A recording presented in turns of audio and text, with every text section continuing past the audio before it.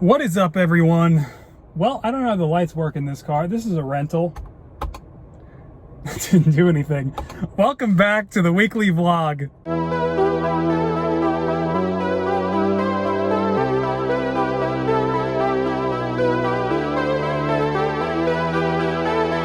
All right, so Barnes & Noble got in the Marvel Studios CMFs, and I got like 5 of the 6 remaining minifigures. And I just started digging into like the next set that I just bought after feeling through them at this Barnes & Noble for what must have been an hour and a half. Sam Wilson cap, so that's an extra Sylvie and an extra Sam Wilson cap. And basically, I've got everyone, and I'm fairly confident at least 1 or 2 of these are probably Scarlet Witch. But so far she has eluded me. This is T'Challa Star-Lord. Because I know I got a few extra ones just for the parts, like T'Challa's boots and stuff. You know, his legs are really useful. We've got what looks like another Captain Carter, which is always okay. I made sure to get an extra Captain Carter actually because the legs are incredibly useful. Got an extra Sam Wilson cap in there. So it's not looking good here. We are still missing the Scarlet Witch, and after a long night of doing this, I might just be 1 minifigure short, which kind of, oh, no way. Never mind. We have the Scarlet Witch. God, that's why it was so hard to find this minifigure, because the whole figure's bagged. Most of them are not like this. I wanted to find 2 because I want to do a video painting the crown. Oh, what a relief. Because I do like to have a set that's just still genuine Lego and unaltered by me and my customizing hands. We have 1 more, 2 more. I need help. Let's see. Who's our last 2 here? Oh, this is the Spider-Man. Yeah, I needed him from the What If episode that I thought was gonna be what's today? That I thought was gonna be last week's episode that he appeared in as Doctor Strange, and then turns out that's not happening just yet. And then this is another Scarlet Witch! I got my extra one. It's time to paint that crown and do the video. Mission accomplished. We've got an extra Captain Carter. We've got like parts for an extra yeah, we have an extra Spider-Man. Bro, I've got all the ones that I was missing, plus all the extras I wanted. I think I did that perfectly. Your boy! A little longer than a few minutes later. Oh my God. I found him. I found his scalper. All right, I'll give you guys the tour. We got the pile I'm buying. We have the pile Ross needs to double check. We have limited time. They're closing in 30 minutes. We have 30 minutes. I think these ones are all Gamora. And I think I've got another Gamora. Gamora is very common. I keep thinking that it's Sylvie. That's what I'm looking for. The first Sylvie time has the alligator. Yeah. Very easy to feel the alligator tail. Not for me. Okay, here we go.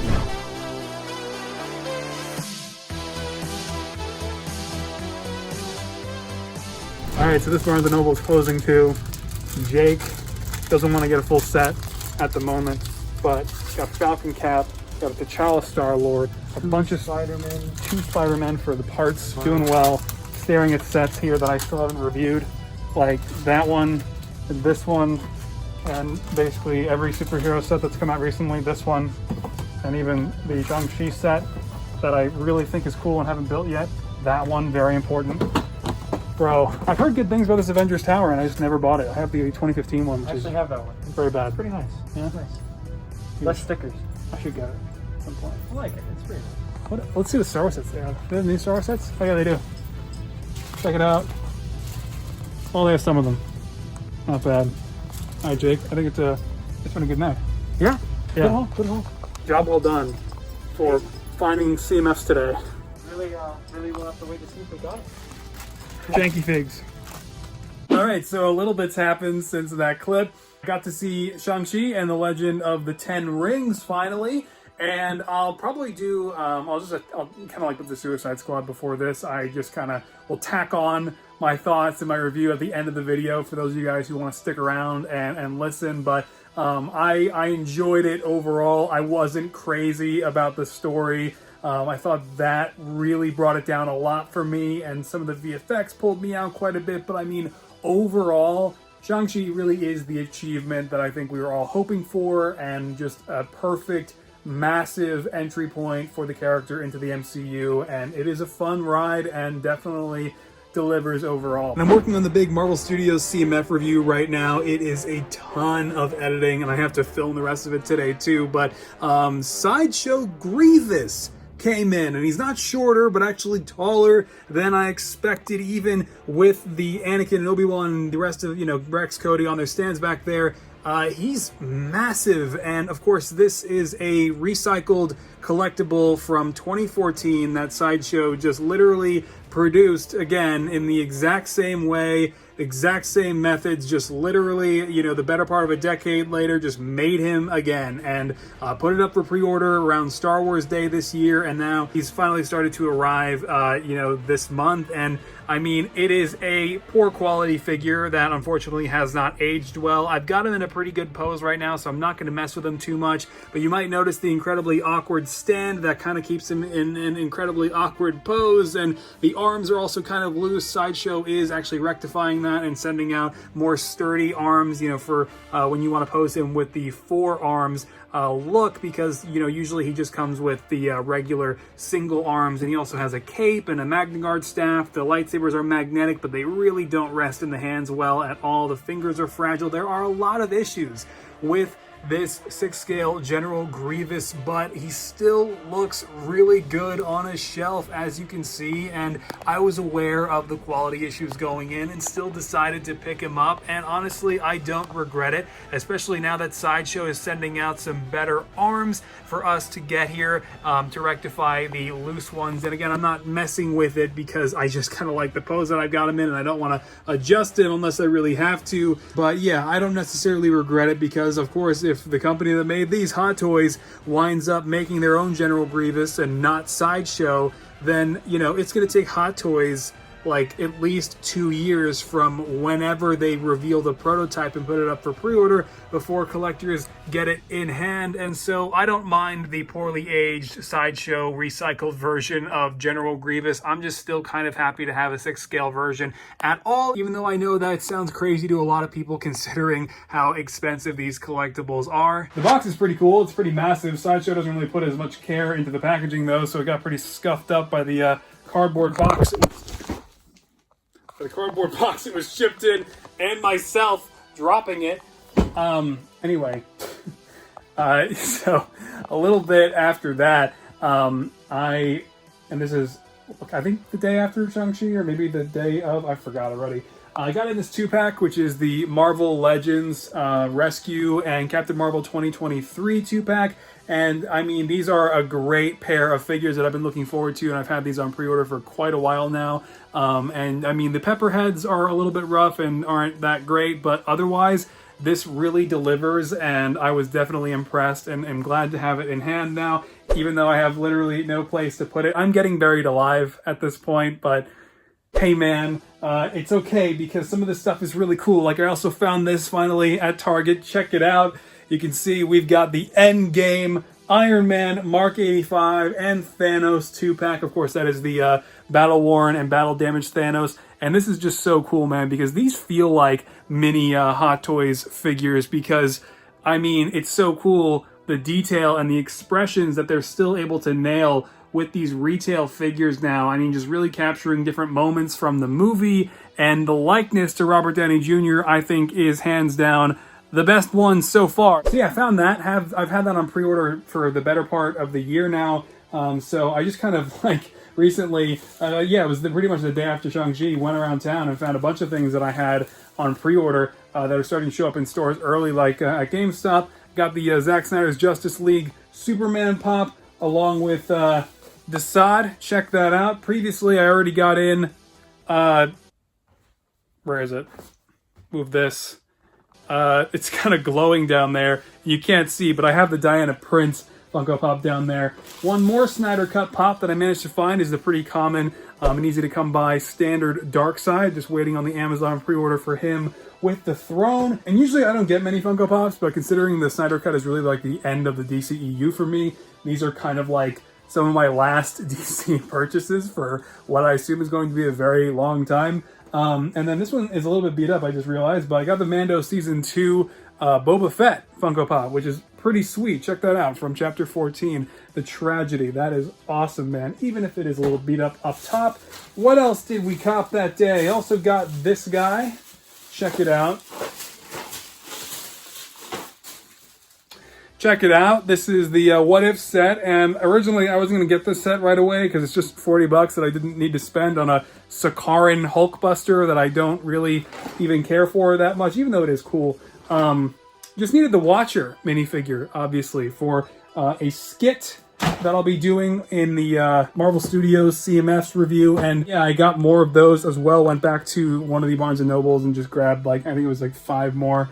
Just another, like, Peggy and Sylvie, Loki, Bucky, you know, just for the parts. And yeah, otherwise, I think that's it. And now I'm going to go ahead and just attach my Shang-Chi review to the end of this video. So thank you so much for sticking around for the whole vlog if you plan on dipping.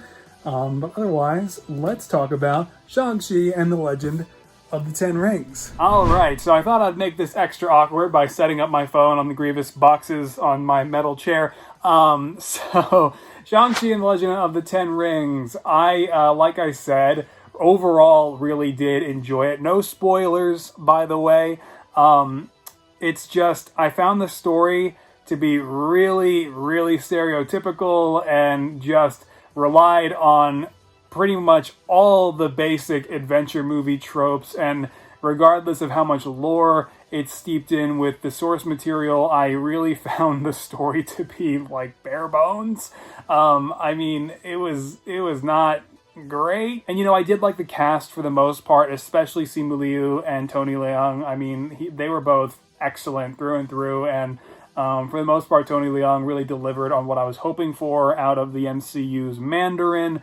And, you know, what I really appreciated, too, about the movie was it really was unapologetic with the scale of, you know, everything and what they tackled. And, you know, I don't want to be too redundant and repeat everything else, but, I mean, obviously the action is very different from any other MCU movie. I mean, the martial arts choreography throughout each sequence is just, I mean, really fast-paced, and just, it looks so challenging to shoot and get right. I mean, so it's really admirable to watch, and, you know, there's a lot of charisma between the cast that, you know, really comes naturally, especially from, like, Awkwafina and Simu Liu's dynamic, and, you know, overall, man, I got what I was looking for out of Shang-Chi and the Legend of the Ten Rings. I'm looking forward to his future in the MCU, of course. And yeah, my issues, like I said, are really just with the story, and I do hope that the lore that they initiated in this movie will be fleshed out a little bit more later on,